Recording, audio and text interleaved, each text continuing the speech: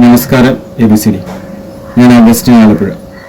ഇപ്പോൾ നമ്മൾ ഈ സ്പ്ലിറ്റാക്കി വെച്ചിരിക്കുന്നത് ആക്റ്റീവ BS6ൻ്റെ ഫ്യൂവൽ പമ്പാണ്. ഈ ഫ്യൂവൽ പമ്പിനകത്ത് എന്തെല്ലാം ഉണ്ട് എന്ന് നമുക്കൊന്നും അറിയണ്ടേ. അതിനുവേണ്ടിയാണ് ഞാനിത് ഇങ്ങനെ സ്പ്ലിറ്റാക്കി വെച്ചിരിക്കുന്നത്. കാരണം മറ്റു പമ്പുകളെല്ലാം ഒരു ന്യൂട്രലും ഒരു ഫേസും വെച്ചിട്ടാണ് വർക്ക് ചെയ്യുന്നത്. പക്ഷേ ആക്റ്റീവയുടെ ഈ പമ്പിന് പ്രത്യേകത എന്ന് വെച്ചാൽ 3 ഫേസ് കണക്ഷനാണ് ഇതിനകത്ത് വരുന്നത്. 3 ഫേസാണ് വരുന്നത്. 3 ഫേസ് കണക്ഷൻ കൊണ്ടാണ് ന്യൂട്രൽ വർക്ക് ചെയ്യുന്നത്.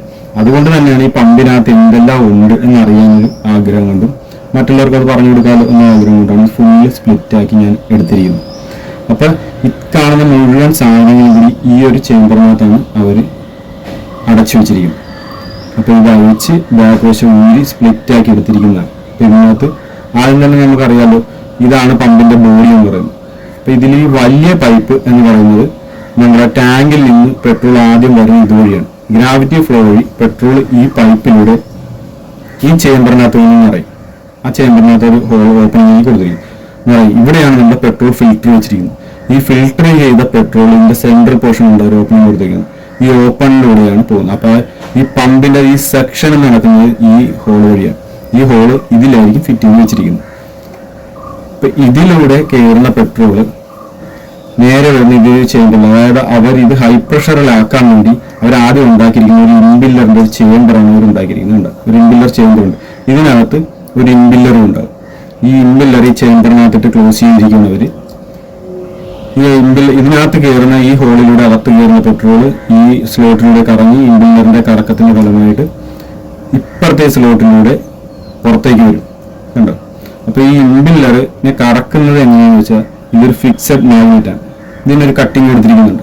ഈ കട്ടിങ് വശത്ത് നമ്മുടെ ഇൻബില്ലർ കറക്റ്റായിട്ട് ഹാഫ് റൗണ്ട് ഒരു കട്ടിങ് ഇൻബില്ലറിനും കൊടുത്തിട്ടുണ്ട്. അതിങ്ങനെ ഫിറ്റ് ചെയ്ത് വെച്ചിട്ടാണ് അവരതിനകത്ത് സെറ്റ് ചെയ്തിരിക്കുന്നത്. അപ്പോൾ ഇത് കറങ്ങുമ്പോൾ ഇൻബില്ലർ അതിൻ്റെ കൂടെ കറങ്ങും. ഇത് സ്റ്റീലിൻ്റെ ആയതുകൊണ്ട് ഇത് ഇവിടെ വന്ന് ഈ അലൂമിനിയം ബോഡിയിൽ മുട്ടിയിട്ട് ഇവിടെ തേഞ്ഞു പോകാതിരിക്കാൻ വേണ്ടിയാണ് ഇവർ ഇതിനകത്ത് സ്റ്റീൽ തിക്നെസ് ഉള്ള ഒരു വാഷ് കൊടുത്തിട്ടുണ്ട്. ഇതിലാണ് ഇത് വന്ന് സ്റ്റോപ്പായി നിൽക്കുന്നുണ്ട്. ഈ മാഗ്നറ്റ് വന്ന് സ്റ്റോപ്പായി നിൽക്കുന്നത്. അതുകൊണ്ട് തന്നെ അതിനകത്ത് തേയ്മാനം ഉണ്ടാകത്തുമില്ല. അത്തരത്തിലാണ് ഇവർ സെറ്റ് ചെയ്തിരിക്കുന്നത്. അപ്പൊ ഇത് പെർമനന്റ് മാഗ്നറ്റാണ്. ഇതാണ്, ഇത് പെർമനന്റ് മാഗ്നറ്റാണ്.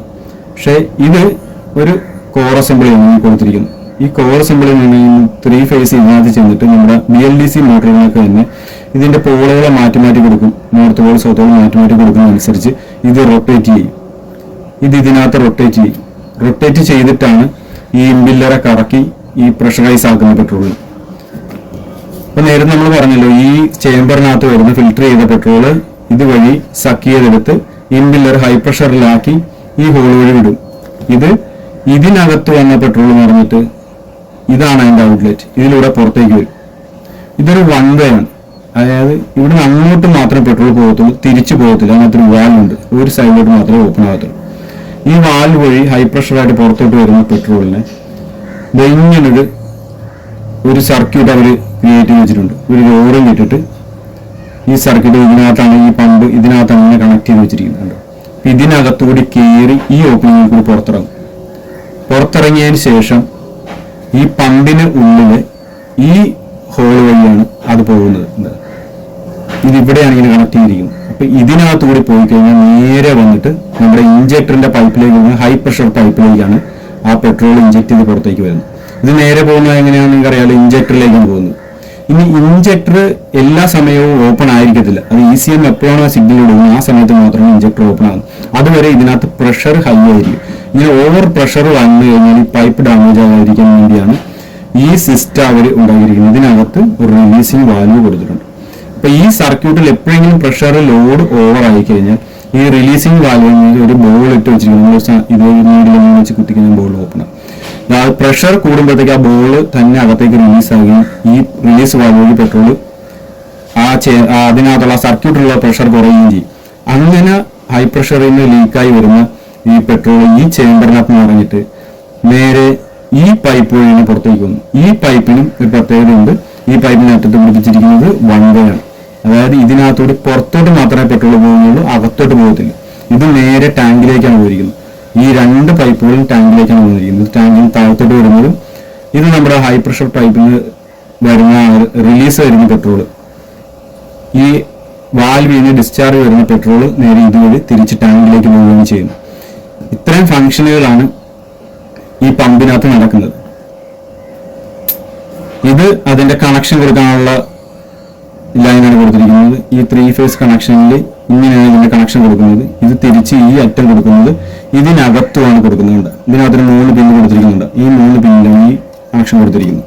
അപ്പൊ ഇത്രയും കാര്യങ്ങളാണ് നമ്മുടെ BS6 ആക്ടിവയുടെ ഫ്യൂവൽ പമ്പിനകത്ത് നടക്കുന്നത്. അപ്പോൾ ഒരിക്കൽ കൂടെ പറഞ്ഞുതരാം. ഈ വലിയ ട്യൂബിലൂടെ ടാങ്കിൽ നിന്ന് ഗ്രാവിറ്റി ഫ്ലോ വഴി പെട്രോൾ നേരെ വന്നിട്ട് ഈ ചെമ്പനകത്ത് നിറയുന്നു.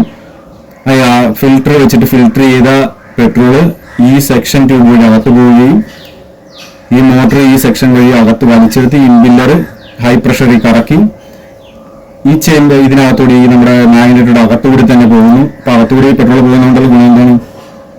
ഈ മോട്ടറിന്റെ ഇൻസൈഡ് ഫുള്ള് ഈ പോകുന്ന പ്രഷറിൽ പോകുന്ന പെട്രോൾ തന്നെ കൂൾ ചെയ്യും എന്നുള്ളതാണ്. അതിന്റെ കൂളർ പെട്രോൾ കൂടിയാണ്.